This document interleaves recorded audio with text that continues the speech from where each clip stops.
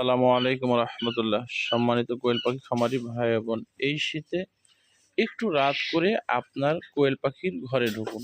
দেখুন, এক জায়গায় দাঁড়িয়ে থাকুন, কোন দিক দিয়ে ঠান্ডা বাতাস আসতেছে।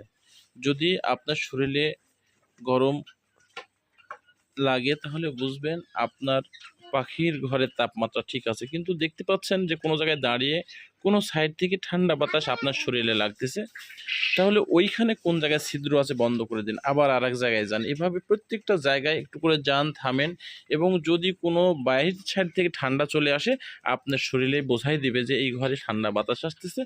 সঙ্গে সঙ্গে এই শীতে আপনার ওই ঘরকে সমস্ত দিক থেকে পরিপাটি করে ছিদ্র বন্ধ করুন। যে করে হোক কলা কৌশলে একদম বাইরের ঠান্ডা বাতাস আসা থেকে বিরত রাখুন। তাহলে সারা রাত্রের জন্য আপনার পাখি ভালো থাকবে, সুস্থ থাকবে। আসসালামু আলাইকুম রহমতুল্লাহ।